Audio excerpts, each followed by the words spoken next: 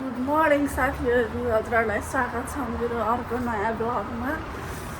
जाडोमा चाहिँ यस्तो जाडो छ नि, अहिले पनि जाडै छ के, यस्तो जाडो छ। बिहान बिहान उठेर लाग्यो कामतिर। बाउ छोरा चाहिँ मजाले सुतिरहेको थिएँ, डिस्टर्ब नहुने गरी बिस्तारै बिस्तारै 5 मिनटमा फटाफट रेडी भएर काममा निस्केको। चिसो छ गाई, चिसो। मलाई जिन्दगीमा साथीहरू यो दुईवटा कुरा गर्न यति गाह्रो लाग्छ नि है। एउटा भनेको बिहानै उठ्नु होइन, बिहानै पनि फेरि बिहानै के 6 बजी नै उठ्नु। अनि दोस्रो कुरा भनेको चाहिँ अर्काको काममा जानु के। यो दुईवटा कुरा मलाई यस्तो गाह्रो लाग्छ है। कहिले होला आफ्नै सानो सानो व्यवसाय हो नि, अनि आफ्नो भयो भने त त्यस्तो गाह्रो लाग्दैन नि त। अब त्यस्तो चिसो छ है, चिसोमा बिहान बिहानै उठ्यो, काममा दौड्यो, हतार हतार है। आफ्नो केही काम भयो भने त आफ्नो बजेबाट चट्ट उठेर अनि चट्ट 10-11 बजीतिर गयो, पसल खोल्यो होइन, रमाइलो हुनु आफ्नो छुट्टै हुन्छ कि। अनि यो बिहानै उठेर अर्काको काममा जान त लास्टै किनमेल पनि भ्याइयो, काम पनि भ्याइयो है।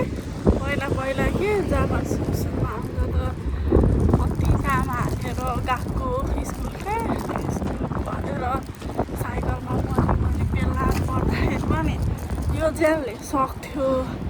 अब यो बच्चा पाएपछि चाहिँ ज्यानले चाहिँ नसक्दो रहेछ क्या साथीहरू। पहिलाको जस्तो त 3-4 घन्टा काम गर्दा कस्तो गल्लिने थाकिने त्यस्तो हुने रहेछ कि। किनमेल गरेँ, 4 घन्टा काम गरेर आएको, ल खतरान बहुत थाक भएर फेरि रुममा जान्छु। अनि बाउ छोरा के गरिरहेछन्, बसिरहेको होला बाउ छोरा। अनि खाना पकाउनु है भनेको थिएँ, खाना पकाउनु भयो होला। अब जहाँ गइन्छ अनि खाना खाइन्छ, त्यसपछि बाबुसँग एकछिन खेलिन्छ, अनि त्यहाँ सुतिन्छ गाईहरू। दिउँसो एकछिन चाहिँ कस्तो ढल्किनै पर्ने के, बानी हुन्छ नि त। बिहानै काममा गयो अनि बिहान कस्तो मिठो निन्द्रा लाग्दा गएको हुन्छ नि त। त्यही निन्द्रा चाहिँ अब गएर पुर्याउने हो है गाईहरू। के गर्छन्, के खाइन आफ्नो मामा हग गर्नु न, मामालाई हगु, मामा हगु गर्नु न, हगु छानु, मामा हगु गर्नु न, हगु हगु आमै हगु मेरो बच्चा। मामालाई चुपा गर्नु, ल चुपाऊ। हाम्रो भाइ चाहिँ यहाँ सुतेर उठिसक्नु भएको अवस्था। अनि उठेर उहाँले छ्या गर्नुभएको रे भाइ।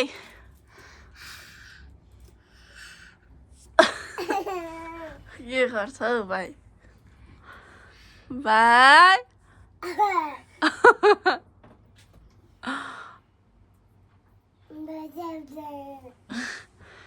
के भन्छ नि? भाइले छ्या गरे हो, छ्या गरेको भाइ हो है हो। खै हेरौँ, छ्या गरेको कि होइन, हेरौँ छ्या गरेको कि नमाने। पापा काममा जान लाग्ने भन्ने भाइलाई थाहा भइसक्यो क्या। भाइले यहाँ पापालाई छोडेकै छैन। यस्तो छ हाम्रो घरको अवस्था, भाइको अवस्था। हाम्रो भाइले आची गरेको अवस्था खै थाहा नि त सानो।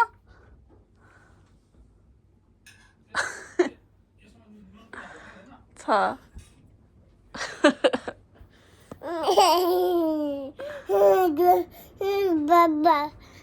कहाँ गरे हो?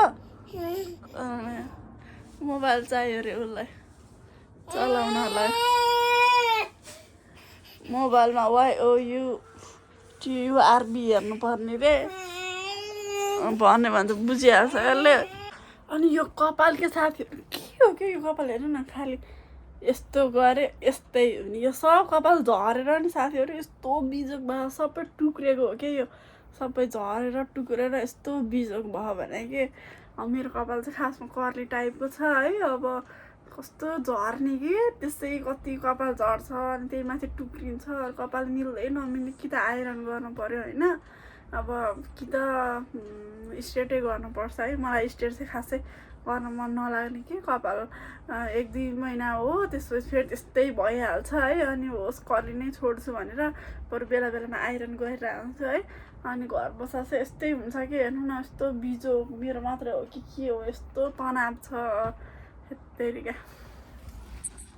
साथीहरू हाम्रो घरको डन हाम्रो घरको राजा चाहिँ यहाँ यसरी सुत्न लाग्नु भएको छ।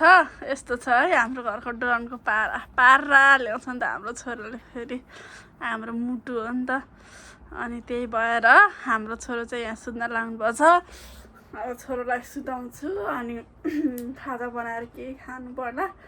So thank you for watching guys love you all bye by.